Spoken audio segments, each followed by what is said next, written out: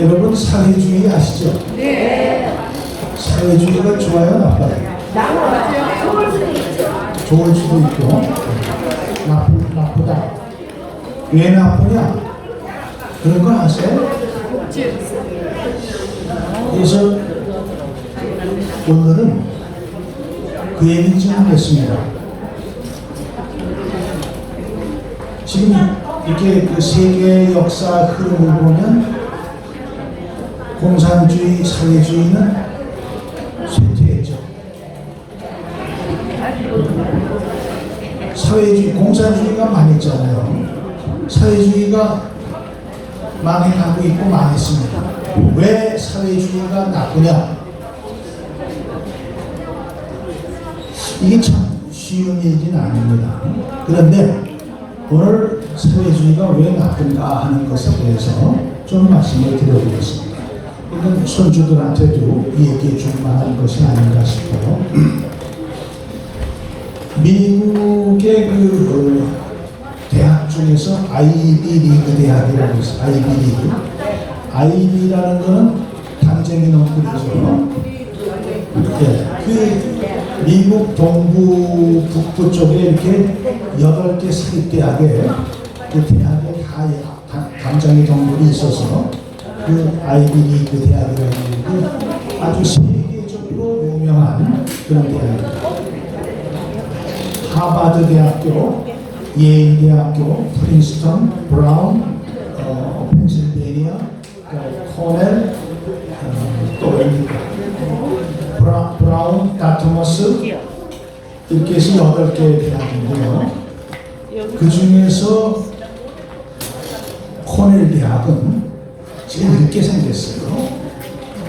하버드는 1636년인가 생겼고 코넬 대학은 1786년인가 먼저 생겼는데 이 코넬 대학의 경제학 교수 한 사람이 아주 재미있는 실험을 했어요. 그 실험 내용을 좀 여러분께 말씀을 드리겠습니다. 이 교수는 점수를 아주 훌륭하게 잘 주는 교수입니다. 경제학 교수입니다. 오랫동안 강의를 했지만 한 번도 그 전까지는 F 학점을 준 적이 없어요. 학점이 A, B, C, D, F 이렇게 되잖아요. F면 낙제입니다. 우리나라는 수, 우, 미, 양, 가 그렇죠? 저는 우리나라 식이 더 좋은 것 같아요. A, B, C, D보다. 우리는 다 좋아요. 수, 빼어난다. 그렇죠? 수 받으면 좋아하죠? 할머니들, 손주들이 수 받아오면 야 좋죠? 우 어때요? 우수하죠. 우 좋을 우자죠.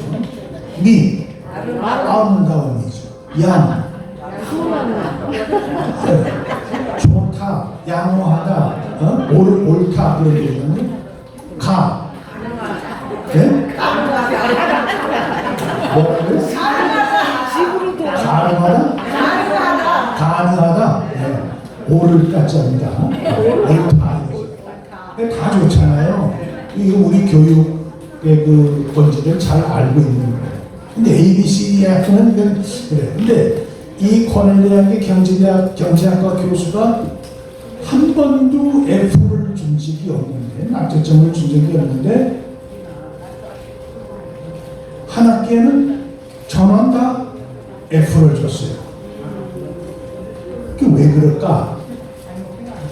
그 얘기를 이제 이 경제학 첫 시간에 이 교수가 당시 오바마 대통령 시절입니다. 오바마 대통령 그 정권의 그 복지 정책 그걸 비판했어요. 그랬더니 학생들이 따지고 들어요. 아니다. 왜 그러냐? 따지고 들어요. 그때 당시에 오바마 대통령의 복지 정책은 뭐냐? 참 이론이 그럴듯합니다.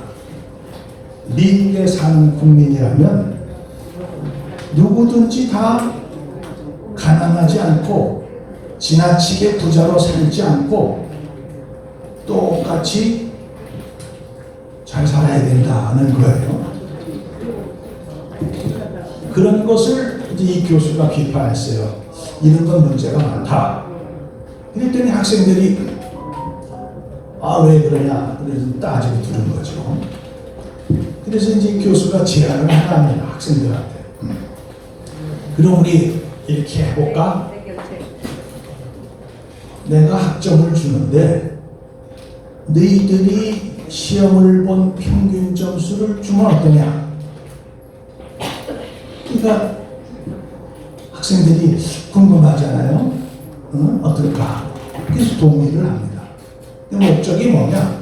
오바마의 복지 정책이 틀렸다라는 것을 증명하기 위한 그런 실험이에요.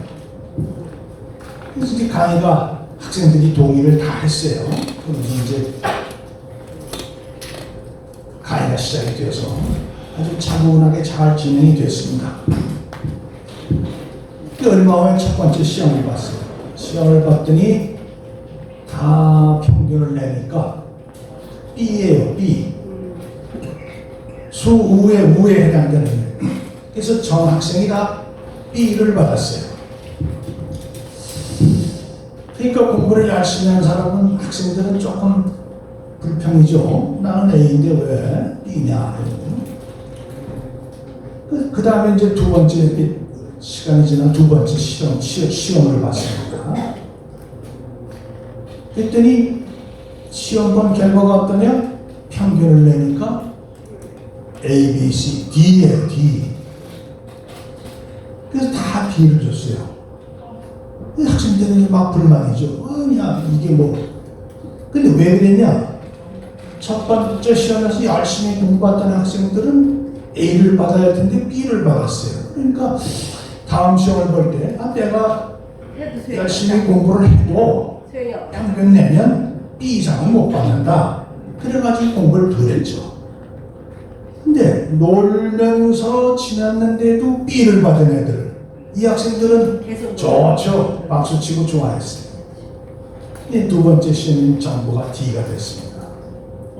그래서 이제 마지막 시험이 이제 시험을 봤는데 평균을 내니까 F예요. 그래서 전부 학생들에게 F를 줬어요. 그럴 일이 없었던 것인데 전부 전 학생이 F를 받고 나니까 어때요? 불평불만이 많죠. 이게 서로 싸우고 욕하고 너 때문에 내가 뭐 이러면서 비난을 하고 그랬지만 그러나 어떻습니까? 열심히 안 했던 것은 그렇게 돼서 그 결과가 그렇게 됐던 거다. 그죠? 그러니까 학생들도 뭐 어쩔 수 없었죠. 그래서 그것을 다 하고 나서 마지막 시간에 교수가 다 정리해서 이제 학생들한테 얘기를 해줍니다. 사람들은요, 보상이 크면 되게 열심히 하죠. 보상이 큰데도 열심히 안 하는 사람은 없어요. 50만 원짜리 일을 시킨 그거 하고 너는 50만 원 줄게. 너는 100만 원 줄게. 누가 더 열심히 할까요? 100만 원 받을 사람이 열심히 해요. 200만 원 받는 사람은 더 열심히 해요. 그러니까 누구든지 열심히 하면 잘 될 수 있지만 다 늘 시험 결과에서 보듯이 잘해도 똑같이 오바마처럼 똑같아야 된다 하면 안 된다 이거지. 그걸 정리해서 얘기를 했습니다. 그게 바로 뭐예요? 사회주의가 좋지 않은, 사회주의 때문에 실패한 이런 것을 이제 볼 수 있는 겁니다. 그래서 이 교수가 정리한 것을 5가지로 정리해서 얘기를 해줬어요. 학생들한테. 지금과 같은 상황이라면 누구도 열심히 하지 않습니다. 이런 건 이제 상당히 중요한 문제거든요. 그러니까 어떻게 해야 되느냐? 똑같아서는 안 된다. 이 교수가 학생들한테 5가지로 정리한 것은 부자들의 돈을 뺏어서 가난한 사람들한테 준다고 해서 절대로 부자가 되는 것이 아니다. 두 번째는 한 명이 공짜로 혜택을 받으면 누군가는 공짜로 일을 해야 된다. 보상을 없이 일을 해야 된다. 또 한 명이 무상복지를 누리려면 정부는 어떻게 해야 돼요? 다른 사람으로부터 강제적으로 뺏어야 된다. 그건 좋은 일이냐? 아니다. 그렇죠? 부를 분배해서 부를 다시 창출할 수는 없다. 참 중요한 얘기인 것 같아요. 국민의 절반이 일하지 않고 복지를 받으면 그럼 어떻게 돼요? 나머지가 먹여 살려줄 것이다 라는 그런 생각은 나라가 망하는 지름길이다. 이렇게 5가지로 이 교수가 설명을 했습니다.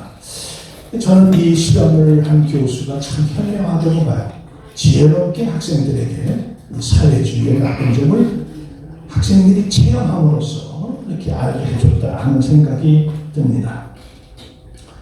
이 공산주의가 그래서 망했죠.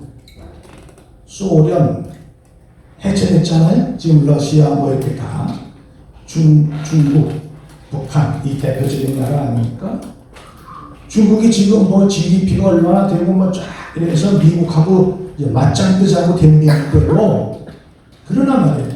심각한 건 뭐냐? 13억 명의 인구 중에서 거의 대부분 10억에서 11억 명은 정말 처절하게 가난하게 살아요. 저기 잘 사는 건 어디냐? 주로 우리 그 서해 연안, 중국으로는 동해 쪽의 연안과 이렇게 남부 쪽으로 여기는 이제 좀 잘 사는 데가 생겼죠. 그러나 안쪽으로 들어가면 다 못 삽니다.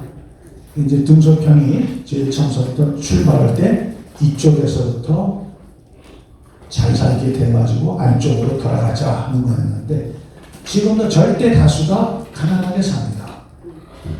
러시아, 소련이 해체됐잖아요. 공산주의가 해체됐는데 그때도 공산주의가 생길 때 제일 첫째 이론적인 게 뭐예요? 집단 농장을 만들었죠. 응? 우리 다 같이 농사 져서 다 같이 똑같이 나눠 먹자. 사람들이 야, 그거 좋지. 근데 처음엔 잘 됐어요. 근데 시간이 가니까 내가 열심히 안 해도 나한테 소출이 있잖아요. 시간이 가면서 어때요? 농장의 소출이 줄어들어요. 나한테 돌아오는 게 적어져요. 그래서 안 돼요. 대표적인 게 북한하고 남한하고 한번 비교를 해보세요. 북한 어때요? 1974년까지는 북한이 우리보다 위했어요. 경제적으로. 저는 그게 참 못마땅했거든요. 제가 60년대 그 대학 다닐 때 일본 대학생 하나가 우리 대학생 2명이 우리 교수님을 찾아왔어요. 자기 교수 소개로. 근데 그 우리 교수님이, 연사님이 그 대학생들 상대할 수는 없으니까 저를 보고 자네가 좀 대접하게. 그래서 이제 그 친구들 데리고 와서 이제 같이 대파 한잔하면서 얘기하는데 저는 이것만 모르죠. 그 사람은 한국만 몰라요. 영어만 하고.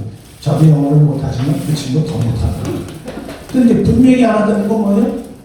북한이 우리보다 잘 산다.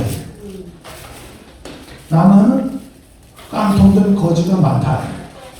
그래서 아니다. 저는 또 이제 애국심이 발동해서 아니다. 우리가 더 잘 산다. 이걸 설명해두고 그래서 다퉜던 적이 있는데 진짜로 그때는 우리가 부족했습니다. 우리가 북한을 넘어간 건 74년이에요. 그러나 지금은 어때요? 비교도 할 수 없죠. 세계에서 가장 가난한 북한. 요즘 이 북한의 실상을 이렇게 찍은 그 영상을 보면요. 참 가슴 아프고 눈물 나잖아요. 또 어떤 그 행복한 여자가 그 겨울에 공동 화장실 가서 겪는 고통을 얘기하는데 세상에 그럴 수도 있나. 그렇죠. 한 한 가지 예를 들자면 똥이 쌓여가지고 탁이 돼서 그 잘못 앉으면 궁뎅이 찔렸네요. 어른 그 똥들이. 근데 그 얼마나 그 얘기 들으면서 막 마음이 너무 아프더라고요. 젊은 여자애들이 얼마나 고통스러웠겠습니까? 그것이 공산주의, 사회주의와 자유민주주의하고 차이점입니다. 그러니까 사회주의는 나빠요. 그래서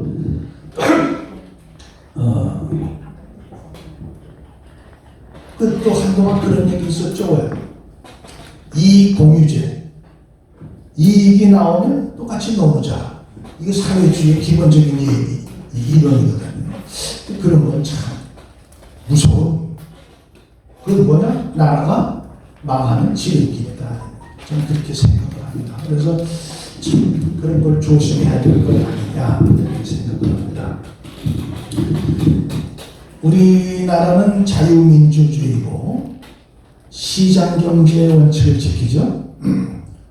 국가가 경제, 시장에 개입을 많이 하고 가격을 통제하면 안 된다. 안 된다 하는 것을 대표적인 예가 하나 있습니다. 로베스피에르의 우유라는 거예요. 로베스피에르. 이 사람의 우유 얘기입니다. 1700년대에 그 프랑스 대혁명을 해서 혁명에서 정권을 잡은 로베스피에르가 아주 대단했죠. 젊은 사람인데 그 왜 여러분 장발장 아시죠? 네. 장발장 시대에 프랑스 대혁명이 일어나잖아요. 거기에서 정권을 잡은 로베스피에르가요 아주 강력하게 통제해요. 그리고 사법까지 장악을 해서 재판을 받지 않고도 사람을 처형할 수 있는 권리를 가져요. 그래서 미명하에 정적 2만 명을 죽입니다. 아주 철권 통치를 했어요. 이 사람이 한 얘기 중에 왕이 루이 16세였습니다. 왕은 죄가 없는지 모른다. 죄가 없을 수도 있다. 없는 것 같다. 그러나 왕이 죄가 없다고 하는 순간 우리 혁명은 반역이 된다. 그래서 죄 없는 루이 16세도 죽여요. 그 혁명 광장에서 단부대 목을 쳐서 죽입니다. 법 없이, 재판 없이. 그리고 이제 이 로베스피에르는 노동자들의 지원을 받고서 됐거든요. 이제 노동자, 저소득층, 이 서민들을 위한다는 미명하에 이런 얘기예요. 프랑스 사람들, 프랑스 어린이들은 누구나 다 우유를 마실 권리가 있다. 그때까지는 우유가 비싸서요. 귀족들이나 부잣집에서만 먹었거든요. 그래도 일반 서민들은 깐난해 때만 먹고 못 먹었어요. 그런데 이 로베스피에르가 우유값을 내려라. 프랑스의 아이들은 누구나 우유를 먹을 권리가 있다. 얼마나 좋아요. 이론이 아주 좋죠. 그래서 서민들이 막 환호합니다. 반값이 됐어요. 그런데 이 낙농업자들, 젖소 키우는 사람들은 우유값을 반으로 내리니까 남는 게 없어요. 그래서 하나님은 젖소 사육을 포기합니다. 우유가 귀해질 수밖에 없죠. 왜 그런가? 그랬더니 보고합니다. 건축값은 이런데 판매가는 이거기 때문에 이 사입을 안 합니다. 그러니까 또 로베스피에르가 그런 얘기를 해요. 그러면 건축값을 또 반으로 내려라. 이 건축값을 또 내립니다. 이거 건축 키워봤자 어떻게 돼요? 남는 게 없죠. 그러니까 건축을 포기해요. 밭을 갈고 불태워버리고 없애버려요. 이렇게 그러니까 건초는 암시장에서만 거래가 돼요. 가격이 많이 올라가요. 그것이 어디에 반영돼요? 우유에 반영돼요. 우유가 그전보다 훨씬 비싸졌어요. 그래서 귀족이나 부자만 먹었어요. 서민들은, 노동자들은 못 먹어요. 그래도 그전에는 애들 때는 먹일 수 있었는데 그나마 못 먹이게 된다. 결국 국가가 시장 경제에 강제를 하고 또 뭐예요? 가격을 통제하면 이런 문제가 생긴다. 우리나라에도 지난번에 그런 거 많이 했잖아요. 무슨 가격 어쩌고 제일 문제가 됐던 게 부동산 문제가 여러 가지를 많이 내놨잖아요. 그러니까 값은 무한대로 뛰고 막 이래가지고 사회가 어지럽고 힘들었던 이런 얼마 전에 겪었던 일 아닙니까? 그래서 시장 경제에 맡겨야지. 필요 공급에 의해서, 수요 공급에 의해서 이렇게 가격이 조정돼야 되지. 강제로 해서는 결국 파탄이 난다. 그런 얘기죠. 그게 유명한 로베스피에르의 역사적 교훈입니다. 정의, 이런 좋은 말 안에 정의라는 미명하에 그런 강제로 뭘 하고 하는 것은 결국은 망할 수밖에 없다. 사회주의가 그래서 되지 않는다 하는 거죠. 우리 사회에서도 그런 일이 생겨서는 안 됩니다.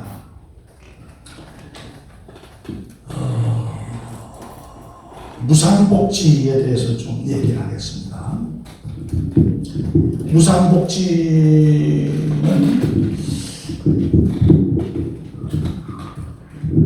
무상복지는 그냥 공짜로 주는 거죠. 쉽게 얘기하면. 베네수엘라라는 나라 아시죠? 네. 남미에 있습니다. 세계에서 석유 매장량이 제일 많은 나라였어요. 그래서 부자예요. 부자 나라예요. 아주 부자 나라입니다. 그런데 여기에 그런 물결이 들어갔습니다. 1996년인가에 차베스가 대통령이 되면서 차베스 정권이 이제 그런 일을 합니다. 그때는 미국이 세계 경제지에서 신자유주의를 들고 나왔습니다. 그래서 대부분의 나라들이 신자유주의를 따라가는데 이 차베스는 미국을 안 따라갔어요. 그래가지고 이제 문제가 되기 시작합니다. 베네수엘라에서 수출하는 것의 80%는 석유예요. 돈이 많이 남아요. 그래서 그 돈으로 무상교육, 무상의료, 병원비 다 공짜다 이거예요. 그렇게 해서 다 시작을 했습니다. 그 차베스 뒤에 마두로가 대통령이 됩니다. 그래서 이 마두로가 뭘 통하냐면 최저임금을 인상시켜요. 최저임금을 인상시키고 무상주택 이걸 약속합니다. 지금은 공짜로 주겠다. 이야, 참 기가 막힙니다. 그래가지고 이런 일들이 쭉 진행이 되니까 무상복지를 하다 보니까 화폐 가치가, 돈의 가치가 뚝뚝뚝뚝 떨어집니다. 더우신 것 같은데? 가요? 갑자기 하시는 거죠? 그 화폐 가치가 막 떨어졌어요. 여러분 신문에서 보신 기억이 있을 거예요. 빵 하나 사기 위해서 돈을 이만큼을 가져가야 된다. 예전에는 돈 한 푼 가져가면 빵을 사왔는데 화폐 가치가 인플레가 2000%. 말이 됩니까? 10,000원 하던 게 2,000만 원이 된 거예요. 그러니까 이거 10,000원짜리 하나 사려면 그전에는 이렇게 들고 가면 되는데 이만큼을 들고 가면 가방에다 여행백에다 가뜩 들고 가야 이거 하나 사온다. 이게 살 수가 있습니까? 휴지보다 돈으로 닦아내는 게 낫다는 거죠. 그렇게 해서 베네수엘라가 지금은요 재생불가, 스스로 다시 일어날 수가 없는 그런 나라가 됐습니다. 세계에서 제일 잘 사는 나라가 지금 다시는 이제 회복될 수 없는 그런 나라가 됐다. 또 한 나라 말씀을 드릴게요. 어떤 사람들은 이제 국가의 유형, 국가의 종류를 얘기할 때 네 가지로 얘기하는 사람이 있어요. 선진국, 후진국, 일본, 아르헨티나 이렇게 얘기해요. 네 가지 유형이다. 선진국, 후진국은 아시죠? 그럼 일본은 왜 거기 유형에 들어가느냐? 일본. 선진국, 후진국, 일본. 일본은 왜 거기 들어가느냐? 일본 기가 막힌 나라입니다. 정말 본받아야 될 나라라고 저는 생각해요. 지금 우리나라가 본을 잘 받아서 일본을 넘기 시작했죠. 일본은 태평양 전쟁 끝나면서 쫄딱 망했잖아요. 그런데 짧은 시간 내에 경제가 부흥을 해서 세계를 석권한, 얼마나 세계를 석권했습니까? 소니, 캐논 이런 게 전 세계에 안 깔린 데가 없었죠. 일본이 그렇게 쫄딱 망한 데서 세계 탑을 만들었다. 그래서 유형 세 번째에 들어갑니다. 아마 유래를 찾기 어려울 거예요. 똑같은 유래 하나가 대한민국이죠.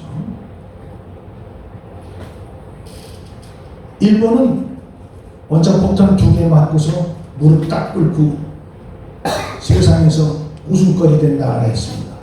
그런데 얼마 안 있다가 미국 다음으로 됐던 경제 대국이 된 나라 아닙니까? G7에 제일 처음에 들어간 나라가 일본이에요. 일본은 태평양 전쟁 때 항공모함을 만들었죠. 우리는 지금 만들까 말까 하는데 항공모함을 만들어서 진주만도 때리고 했던 그런 나라인데 쫄딱 망한 다음에 짧은 시간 내에 확 일어서서 세계의 경제를 이끌어갔던 나라다. 그래서 세 번째, 아르헨티나. 아르헨티나는 70년 전에는요, 아르헨티나가 세계에서 4위, 5위한 아주 부자 나라였습니다. 제가 젊었을 때 영화를 봤는데, 프랑스 영화인데, 프랑스 젊은 애들이 그 일하다가, 야, 우리 아르헨티나로 돈 벌러 가자. 비행기 타고 아르헨티나로 가는 거야. 돈 벌러. 그 노래도 있었어요. 아르헨티나로 하는. 그러니까 그만큼 부자 나라였어요, 아르헨티나가. 세계에서 젊은 애들이 막 가고 그랬었는데. 이게 페론이라는 사람이 대통령이 되면서 사회주의를 하기 시작했습니다. 이제 뭐 여러 가지를 하죠. 페론주의. 페론이 1946년인가 대통령이 됐다가 실각하고 20년 동안 외국 살다가 다시 돌아와서 또 다시 대통령이 됐던 그런 아주 대단한 사람인데, 이 사람은 이제 한 것들이 여러 가지가 있지만요, 임금을 급격하게 올렸어요. 임금을 급격하게 올렸어요. 그냥 막 올렸습니다. 연 20% 이상 올립니다. 그러면 그 받는 사람들은 얼마나 좋겠습니까? 그러니까 야, 페론이 이거다. 투표하면 찍어야 이렇게 됐습니다. 그리고 무상복지를 확대를 많이 했습니다. 무상복지를 확대하면 어떻게 돼요? 복지를 확대하기 위해서는 재정지출을 늘려야 되죠. 국가적 재정지출을 늘려야 될 거 아니겠습니까? 그러면 세금을 더 걷어가야 돼요. 이제 그런 것이 이제 문제가 되겠죠. 시간당 실질임금, 그러니까 세금 떼고 실질임금이 25% 이상 인상, 이런 식으로 계속 올립니다. 그리고 외국 산업을 배격하고 전부 국유화의 산업을 국유화했어요. 국유화해서 공기업으로 만든 거하고 민간기업으로 만드는 거하고 어떤 게 더 경쟁력이 있습니까? 민간기업이 경쟁력이 훨씬 강해요. 우리나라 삼성, 현대 이런 게 민간기업이기 때문에 경쟁력이 있어요. 공기업들은 어때요? 공기업들은 적자가 많아요. 왜?